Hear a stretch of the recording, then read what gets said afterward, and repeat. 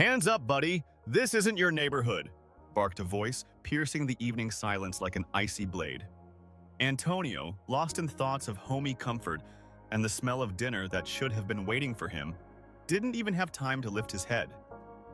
The shrill wail of sirens, sharp as a blade, tore through the remnants of tranquility that had enveloped him like a soft blanket.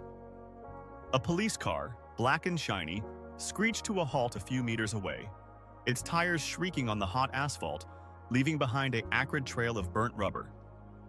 Two officers, young, strong, and full of energy, jumped out of the car. Their eyes, cold and piercing like those of predators, instantly locked onto him, penetrating him through and through. The best part is coming up next. Leave a comment telling us which city or country you're listening from. And don't forget to like and subscribe. Thank you so much for your support. Enjoy listening. Hands up, buddy, this isn't your neighborhood, repeated the same voice, belonging to a tall officer with a square jaw that seemed chiseled from stone and a mocking tone that promised nothing good. His words, like a whip crack, echoed down the quiet street, drawing the attention of the few passers-by. Antonio felt his heart constrict. It was a familiar sensation. He remembered how once when he was just 17, he was stopped at the corner of the street while returning from the library. The officer searched his backpack, dumping all his textbooks onto the dirty sidewalk, laughing at his attempts to explain that he was just studying. That cold fear, that humiliation of having to prove your innocence just to exist, all of it washed over him again. But now, he was a different person. He was a federal judge, a man who administered justice. And yet, that old ingrained fear returned for a moment. Only later, when his hands were already on the cool, shiny hood of a gray BMW and the cold metallic handcuffs clamped around his wrists with a characteristic click, did Antonio truly realize what had happened. It was only now, through the haze of shock, that he heard the carefree laughter of children on the playground, who continued their games, unaware of what was wrong with the uncle in the wrinkled shirt. Their bright voices, full of joy, seemed a dissonance against the backdrop of what was happening. It was only now that he remembered the message from his only daughter, Clara, which he had not had time to read. "Dad, are you coming soon? My unicorn is almost ready." This message, full of childlike innocence and anticipation, pierced his heart with a sharp pain, making him realize the absurdity and injustice of the situation. He was surrounded in mere seconds. The air around him thickened, filled with the smell of ozone after the sudden breaking and a faint, barely perceptible scent of the officer's sweat mixed with their cologne. Antonio slowly raised his hands. His gaze was calm, almost analytical, as if he were assessing the situation rather than being its victim. He saw in the officer's eyes not just suspicion, but something deeper, a deeply ingrained prejudice that seemed to be etched on their faces, as if engraved by time. This was the very prejudice he had fought against all his life, and which, to his bitter surprise, had now turned against him. "This car is mine," Antonio said quietly. He felt his words, simple and truthful, crash against an invisible yet impenetrable wall of their bias. For the police, his words only heightened their suspicions. They roughly shoved him against the car, the handcuffs clicked shut with a metallic snap, and they dragged him toward the patrol car. Antonio felt the cold metal on his wrists, but his face remained impassive. He knew that the main thing now was to stay calm. Every nerve in his body was taut like a string. Some passers-by watched silently, their faces a mix of curiosity and judgment, while others pulled out their phones to record the incident, as if it were just another show. "Another thief caught," someone in the crowd muttered, and those words, like sharp shards, pierced Antonio's soul. He heard it, and a wave of bitterness surged within him, burning like acid. He, a man who dedicated his life to justice, had now become a victim of unjust judgment.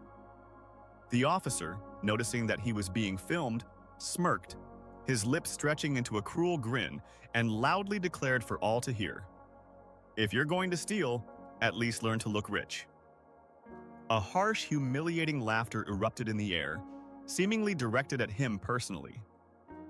This laughter etched itself into Antonio's memory like a brand. 20 years, Antonio thought, echoing in his mind. 20 years I built my reputation, fought for justice in the courtroom, handed down verdicts, defended the innocent. And now, one glance, one wrinkled shirt, and I'm once again that same kid who gets stopped on the street for no reason. My robe, my authority, all of it vanished in the blink of an eye. They see not a judge, but a stereotype, a set of prejudices they've conjured up themselves. He felt anger rising within him, but he suppressed it, knowing it wouldn't help now. The holding cell smelled of sweat, rusted metal, and something indefinably sour. An old creaky fan lazily spun on the ceiling, producing a monotonous, irritating sound. In the back of the room, Lieutenant Almeida, a veteran with a furrowed brow etched with deep wrinkles and zero patience, observed the proceedings from his swivel chair. His face was carved from stone, reflecting years of service filled with cynicism and fatigue. Almeida had once believed in justice, in ideals, but years of routine, endless cases, and constant encounters with human depravity had made him callous and indifferent. He remembered how his wife once told him that he had changed, that his eyes had lost their spark, and that had crushed him. He saw in every detainee merely another number in a report, another problem to be quickly solved, stealing his precious time. "Another one for attempted robbery?" Almeida asked, not lifting his eyes from the paperwork. "Yes, sir. He says the car is his, but he has no documents with him," replied one of the agents, the one with the square jaw, suppressing a smile. "And the accent?" Almeida inquired, finally looking up. "Latin American, very pronounced," the agent responded, with barely concealed disdain in his voice. The lieutenant raised an eyebrow, his lips curling into a smirk. "So he's probably lying." There was not a shadow of doubt in his voice, only a firmly held belief. Antonio, still in handcuffs, was seated on a chair opposite them. No one offered him water, no one explained his rights. Just suspicious glances that seemed to pierce into his very soul, trying to find confirmation of their biased judgments. Antonio felt his dignity slowly but surely being trampled. "Name?" the lieutenant commanded, his tone sharp and unyielding. "Antonio Herrera," Antonio replied. A storm brewed inside him, but he forced himself to remain calm. He felt as if his pride, his years of hard work, his status, all of it was being wiped away in one fell swoop. He recalled the words of his mentor, old Judge Ricardo. "In the courtroom, your main weapon is your calmness and your logic. Emotions are the enemy." He clung to those words like a lifeline. "Profession?" Almeida continued, a clear mockery in his voice. "Federal judge?" Antonio answered. He watched the officers' reactions as if studying them in court, analyzing every movement, every nervous tick. Laughter erupted in the room. One of the policemen, the same one who had dropped a coffee cup that shattered loudly on the floor, exclaimed, "This guy must be smoking something!" The laughter intensified. Some officers even doubled over with their hands on their bellies. Almeida smiled, but not from amusement, rather from disdain. "You, a federal judge? Look at how you're dressed. And what are you doing in this neighborhood, buying a yacht?" Laughter filled the air again, this time even more cruel, more humiliating. Antonio felt a wave of rage rise within him. He remembered how, as a child, at just 10 years old, his father, a simple worker, was unjustly fired due to the bias of his boss. Back then, he was too small to do anything, but he vowed to himself that he would never allow injustice to prevail. Now, sitting in handcuffs, he felt the same powerless rage, but this time he had the tools to fight. "I need to make a call. It's my right," Antonio insisted, his voice becoming slightly firmer. Lieutenant Almeida waved him off without looking up. "This isn't a court, Mr. Judge. We're in charge here." His voice was full of undisguised authority. Antonio slowly leaned forward, his gaze fixed on Almeida, piercing him through. "Lieutenant, I understand you are following protocol, but I also know that protocol requires identification verification. You haven't offered me water, You haven't explained my rights, and you haven't even bothered to look at my driver's license, which, by the way, is in my wallet in the back pocket of my pants." He paused, letting the words hang in the air. "I am ready to cooperate, but I insist on my rights being respected. It's in your best interest." Almeida raised his eyes, irritation evident in his gaze. "Don't teach us how to do our job, buddy. We know what we're doing." "Maybe you do," Antonio replied calmly, "but right now you are violating several federal laws. And believe me, I know what I'm talking about." He allowed those words to linger in the air like an invisible threat. The room grew quieter, laughter faded, and only the hum of the fan broke the oppressive silence. Antonio remained silent, observing every movement, every word of the officers. Not out of fear, but out of strategy. He knew that every minute spent without being heard played to his advantage. He was a judge, and he understood how legal processes worked, how evidence was gathered, how a case was built. He knew that their mistakes, their biases, their procedural violations would become his main arguments. He was waiting for the perfect moment to strike. And that moment arrived.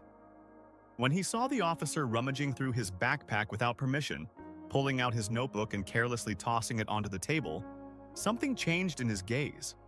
His eyes, previously calm, flashed with a cold, steely glint. This was not just a notebook. It was his working tool, containing confidential information on ongoing cases. This was a gross violation that could not be forgiven. "This notebook contains confidential court information," Antonio said in a firm voice, not raising his tone but with an authority that could not be ignored. His voice resonated in the silence of the room like the strike of a hammer. Lieutenant Almeida looked up, awkwardly taken aback by this unexpected assertiveness. He hadn't anticipated such firmness from someone he had just humiliated. "Now you believe in your little fairy tale, huh? What else do you have there? A robe?"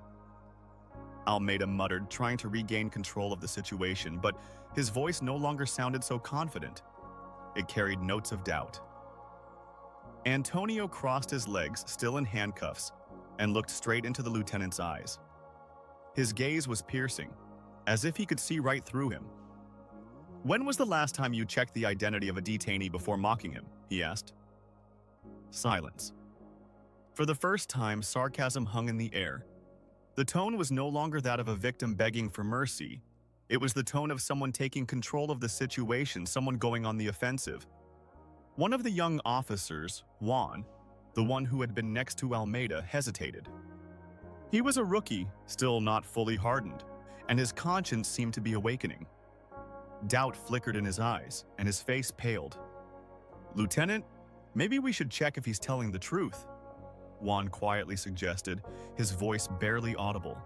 But Almeida scorched him with a glare full of rage. "And what if we believe him, and he turns out to be a delusional con artist? You won't be the one to make me look like a fool in front of the commander." His voice was full of rage, but it already carried notes of fear. Antonio took a deep breath, gathering his thoughts. He knew that now was the time to deliver the decisive blow. 5 minutes, he thought. That should be enough for them to realize what awaits them. I am not just threatening, I am warning, and I know that they fear the consequences more than admitting their mistake. "You have exactly 5 minutes to check my name," Antonio said, his voice clear and measured, like a metronome counting down the last seconds. "If after that you continue to deny me my rights, you will become subjects of a federal lawsuit, not for bias but for willful negligence. I, Federal Judge Antonio Herrera, guarantee you this." The laughter ceased completely. Glances began to cross among the officers, filled with anxiety and fear. This phrase, federal lawsuit, carried a different weight coming from this man. It did not sound like an empty threat. It sounded like a clock that had just begun its countdown. And for the first time, they began to feel that perhaps, just perhaps, they had misjudged their opponent. The tension hung in the air. Each officer felt the icy chill of fear penetrating to their bones. The young officer, Juan, who had previously been doubtful, was the first to move. His face was pale, his hands slightly trembling. He approached the computer with some trepidation and began typing the name, Antonio Herrera. He pressed enter. The seconds dragged on, as if the silence weighed tons, and every heartbeat echoed in the room. Results began to appear on the screen. At first, nothing seemed important, but suddenly one line of text made his face pale even more, and his eyes widen in horror. Lieutenant, there is an Antonio Herrera registered as a federal judge, appointed to the Central District. The same name, the date of birth matches the photo too, Juan whispered, his voice barely audible. Almeida abruptly stood up from his chair, knocking it over with a crash. What did you say? He barked, his eyes wide with terror and his face distorted with panic. The young man turned the monitor, and there it was, a photo of Antonio, dressed in a black robe, taking an oath before the court.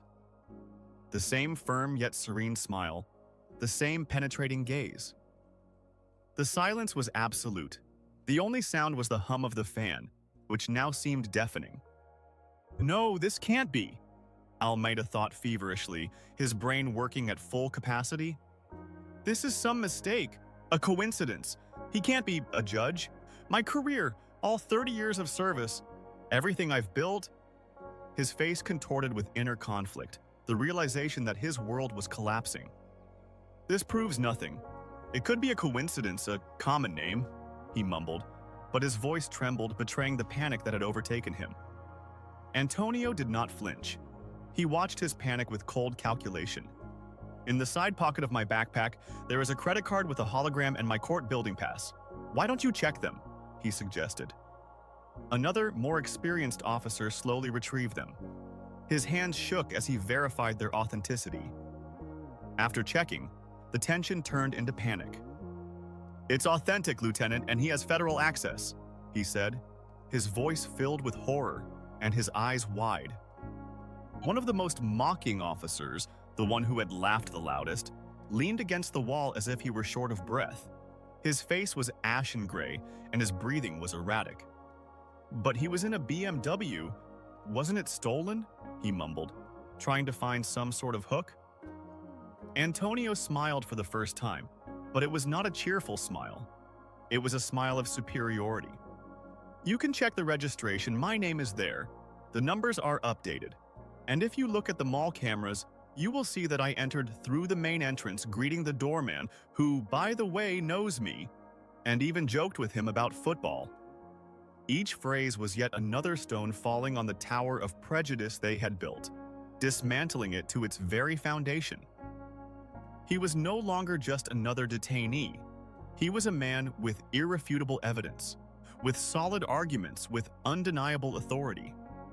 And the most destructive part, every mistake they made was recorded, and it was only a matter of time before it surfaced. We're in very deep trouble, one of the officers muttered, his voice filled with despair as his shoulders slumped. As the atmosphere heated up, one of the agents, visibly nervous, recalled something. What about the body camera, Lieutenant? It wasn't active during the arrest, he said quietly, his voice trembling. Almeida frowned, his eyes darting around, trying to find a way out. There's no need to check that now, he snapped, trying to brush it off. But it was already too late. The young officer, Juan, the one who felt a pang of conscience, stepped forward. His heart raced like crazy, but he knew this was his only chance to do the right thing, even if it cost him his career. He connected the camera to the system. Juan, what are you doing? Almeida hissed, his eyes narrowing. We have to do this, Lieutenant. It's protocol, Juan replied, his voice shaking, but he stood his ground. He pressed the button. The screen displayed the arrest footage with clear audio. There was a slight crackle, then the officer's voice, distorted by the speaker but clear enough. All the sarcastic comments, mockery, laughter were there, and most seriously, the exact moment when one of the officers opened Antonio's backpack without orders or consent. This is a search without probable cause, Antonio muttered as everyone watched, now no longer hiding their discomfort. Their faces were filled with shame and horror. The air was thick with a palpable fear. The video also showed something none of them had noticed. Antonio's watch, an exclusive model with a personalized engraving on the back. Thank you for your justice, Dad, Clara. a gift from his daughter, an invaluable symbol of their bond, something that no sane person would steal or keep with such emotional detail. The final blow came when the same video captured a witness trying to approach during the arrest. A man in private security uniform could be heard saying, "He's a client of the building, he has a key card," but his voice was ignored. He was literally pushed away. "And why wasn't this witness mentioned in the report?"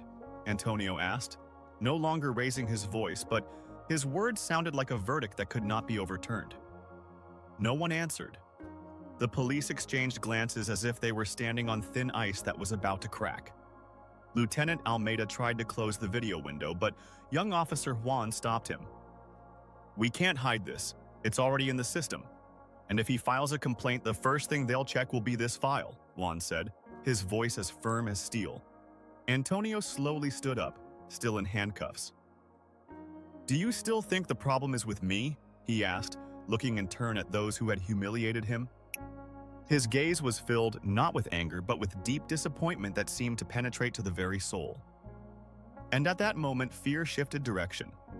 It moved from Antonio to those who had detained him. Antonio stood tall. He was no longer a detainee, no longer a suspect. He was a man who, with each passing second, was reclaiming not only his freedom, but also his dignity. The silence in the room weighed heavier than any sentence. They all knew they had crossed a line, but no one dared to say it out loud. "Do you know what's the saddest part?" Antonio began in a clear voice that seemed to penetrate to the very soul. He paused, allowing his words to settle in the air like dust. "It's not that I was handcuffed without evidence, not that you laughed at my accent or my clothes. It's that it no longer surprises me. The realization that if I didn't have this position, if I weren't a federal judge, I would be sitting in a cell right now, waiting for a call that might never come, is truly devastating. My story is just one of thousands, perhaps millions of cases where innocent people suffer due to others' prejudices and systemic blindness. I have seen this in my court countless times, but I never thought I would find myself on the other side of the bars. And the most frightening thing is that you, the people tasked with upholding the law, have become part of this blindness." The officers lowered their gazes. Some pretended to read documents, others simply swallowed hard, their faces pale. Almeida, broken, his shoulders slumped, looked as if the whole world had collapsed on him. "What have I done?" Almeida's thoughts raced like cornered animals. 30 years of service, all for this? My wife has stopped talking to me, my children avoid my gaze.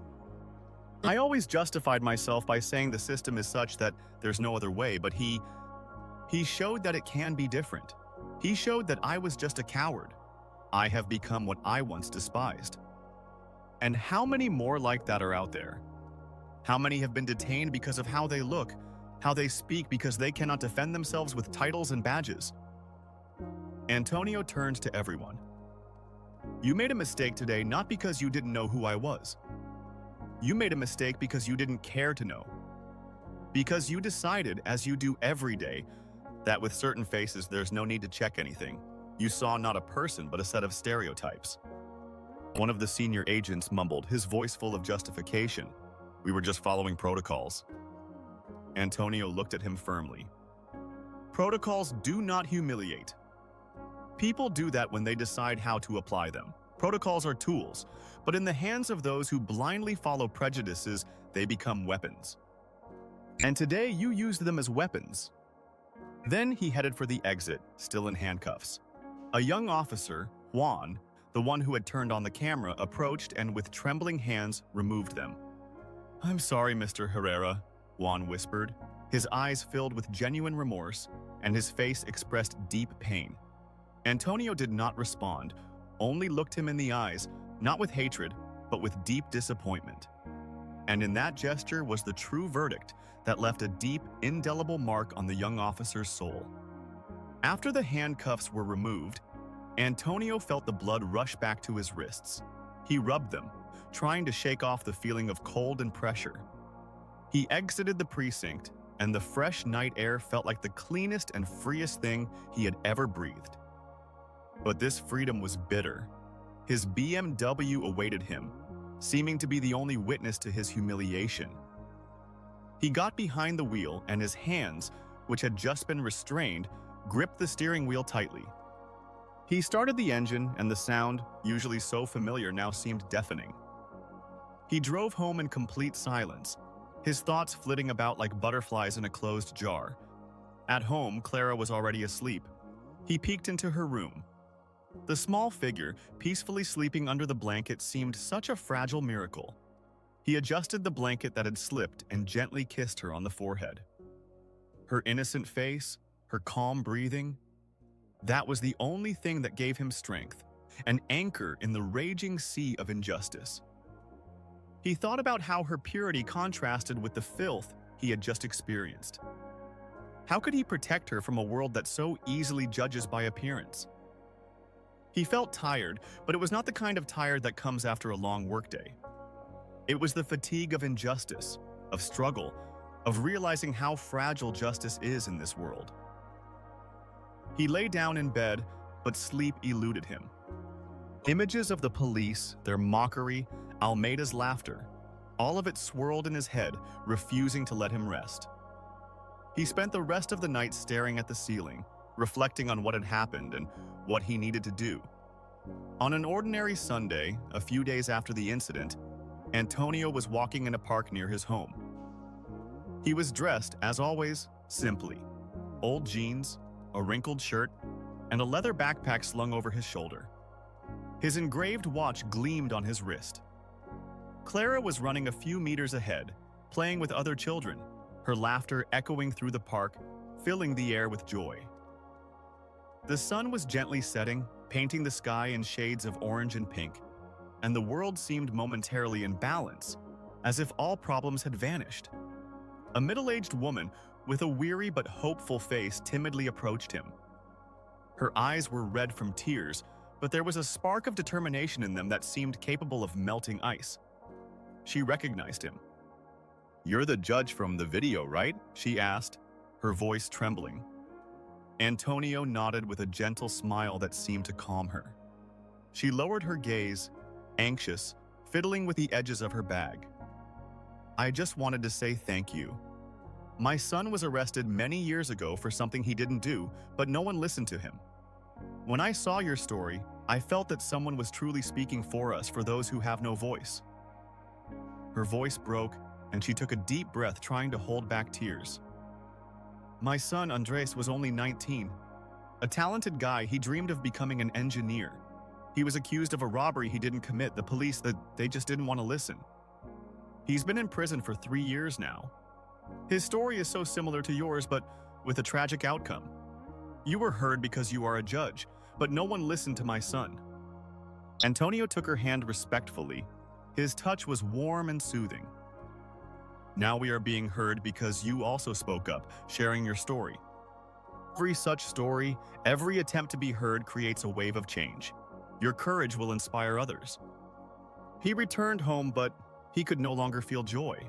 The woman's words echoed in his mind. "You were heard because you are a judge, but no one listened to my son." He recalled his own experiences, the humiliation, the fear. His personal victory, which had seemed so significant, now felt incomplete, unfinished. He felt a responsibility for those who could not speak for themselves, who had been crushed by the system he had sworn to protect. Clara noticed that her father was troubled. She approached him, her small hand resting on his knee as if trying to comfort him. "Dad, did you help that woman?" Clara asked, her eyes full of a childlike wisdom that seemed to penetrate to the very soul. Antonio took a deep breath. "I just started, my dear. Her son, Andres, is unjustly in prison. His story is very similar to mine, but he hasn't been as lucky as I have. I have to help him, so his story doesn't repeat itself, so he isn't broken." Clara hugged him tightly. "I know you can do it, Dad. You're a judge." This conversation laid the groundwork for Antonio's next step. He realized that his struggle was not over. It was just beginning. He felt that his life had taken on a new meaning, a new direction. Antonio didn't sleep all night. He sat in his office surrounded by law books that seemed to watch him from the shelves. He read about Andres's case, every word, every letter. He requested all documents, interrogation protocols, surveillance footage. He began his own investigation, using the connections and knowledge he had acquired over 20 years of service. He felt like a detective searching for the truth in a labyrinth of lies. The first steps were difficult, as if he were navigating through thick fog. He reviewed old police reports, which contained numerous inconsistencies.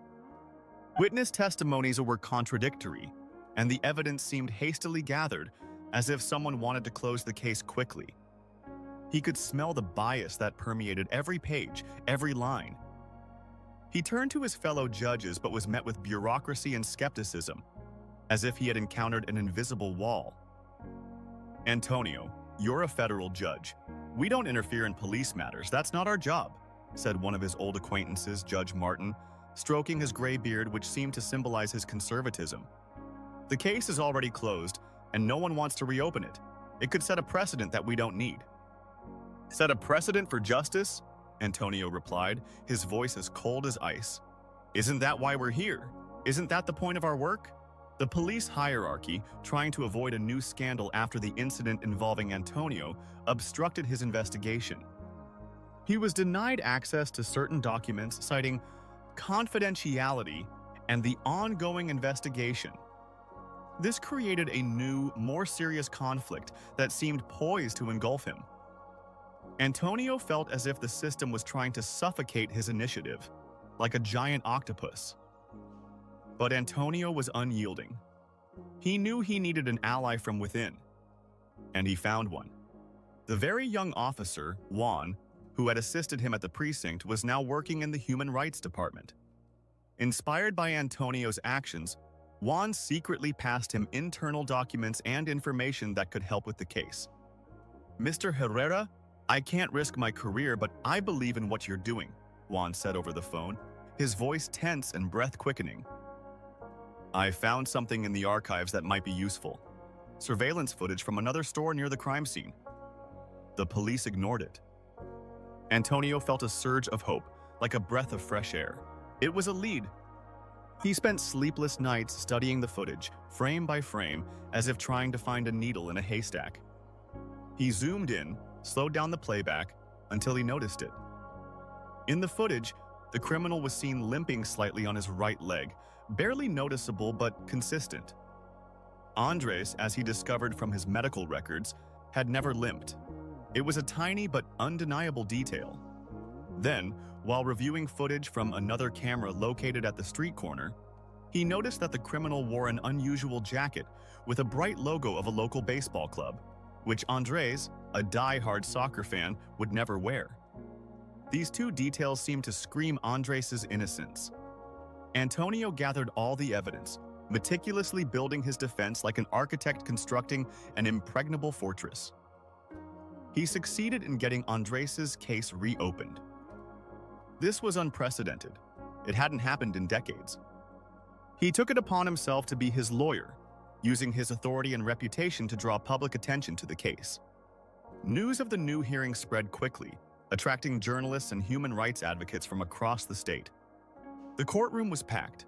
The air was electric with anticipation, as if before a storm.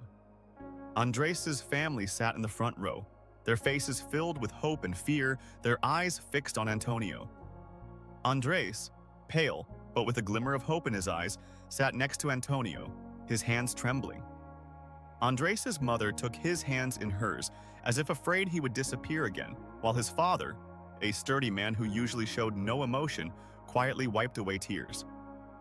Antonio began his presentation calmly, but his voice sounded firm and confident, as if he were delivering a verdict.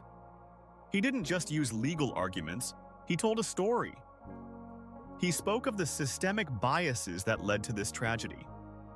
He showed the video footage that proved Andres' innocence, pointing out the criminal's limp and his jacket. He presented the testimonies of new witnesses who confirmed his alibi. This young man, Andres, was convicted not for a crime, but for how he looked for his background, Antonio said, his voice trembling with emotion but remaining as firm as a rock. He became a victim of the same blindness that I faced myself, but unlike me, he had no voice. He had no title to make himself heard, and that is why I am here. To be his voice. To show that justice should not depend on skin color or social status. The prosecutor, an elderly man with a weary appearance, attempted to interrupt him. Your Honor, the defense is straying from the essence of the case. Not at all, Your Honor, Antonio replied, turning to the judge. The essence of this case is precisely the bias that led to the unjust accusation. I am showing how easily the system can err when it is guided by prejudice rather than facts. The judge, who had been listening attentively, nodded. Continue, Mr. Herrera. Antonio continued, speaking about the pain of Andres' family, the lost years of his life, the shattered dreams. The courtroom was completely silent. The judge overseeing the case listened intently, his face serious, his eyes fixed on Antonio. Journalists feverishly recorded every word. The jurors, many of whom were elderly, listened carefully, their faces expressing sympathy and outrage. Some nodded their heads, while others frowned, realizing the weight of the error.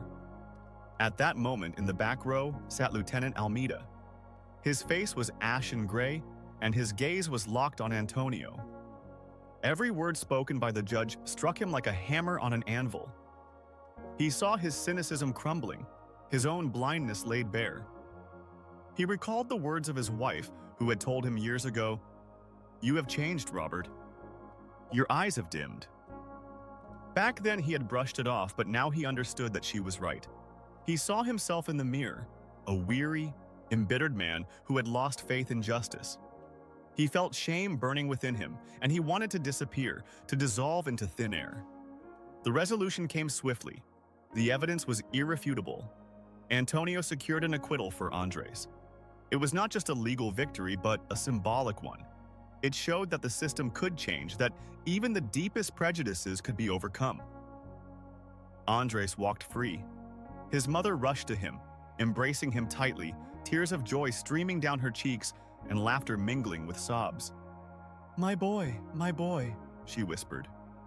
Andres smiled genuinely for the first time in 3 years. Antonio met them. In their eyes, he saw not just gratitude but hope. Hope that justice is possible, that the world can be better. Antonio returned home late at night after court. Clara was already asleep, and he quietly peeked into her room. The small figure, peacefully sleeping under the blanket, still seemed to him a fragile miracle. He adjusted the slipped blanket and gently kissed her forehead. Her innocent face and calm breathing once again became his anchor in the turbulent sea of injustice, the only thing that gave him strength. He thought again about how her purity contrasts with the dirt he had experienced and how he could protect her from a world that so easily judges by appearances. But this time he felt not the previous bitter fatigue, but a pleasant exhaustion from a job well done, from the realization that he had been able to change someone's life. In the morning at breakfast, Clara, finishing her toast with jam, asked, "Daddy, did you help that man?" Antonio smiled. "Yes, my dear. Andres is now free, and I must help many more. There are still many Andreses who need a voice." Clara, sitting at the table, began to draw. First, she drew a large, beautiful unicorn, and then, next to it, a figure of a man in a flowing cloak with a firm but kind face. It was her dad. As for Lieutenant Almeida, his career, as Antonio had predicted, collapsed. An internal investigation, initiated after the incident with the judge, revealed numerous violations. He was suspended from service and subsequently fired. His wife, who had long distanced herself from him, filed for divorce. Almeida, broken and lonely, tried to find solace in alcohol, but each sip only intensified his shame and regret. He became a living reminder of how easily one can lose oneself by succumbing to cynicism and prejudice. Juan, a young officer who showed courage, on the contrary, began his path to change. He remained in the Human Rights Department and became actively involved in reforms. He had to face resistance from the old guard, mockery and sabotage, but he did not give up. He became the voice for those within the system who wanted change, and his career, slowly but surely, began to rise, becoming a symbol of hope for transformation. The final scene. Antonio sits in his office. On his desk lies a stack of new cases that have been handed to him. Reports on unjustly detained individuals, letters from families asking for help. He looks at them, and there is no fatigue in his eyes, only determination. The first letter is from an elderly woman whose grandson was detained for simply standing at a bus stop in an inappropriate area, waiting for a bus. The second is from a man who lost his job due to a false accusation based on rumors. The third is from a mother whose son was sentenced to a long term for a minor crime committed by his friend, but due to the lack of a good lawyer and the bias of the system, all the blame fell on him. Antonio realizes that this is his new mission, his true calling. His personal struggle has turned into something much greater. He has become a symbol of hope, a voice for those who were invisible. And he was ready to continue this fight step by step, case by case, to make the world a little fairer.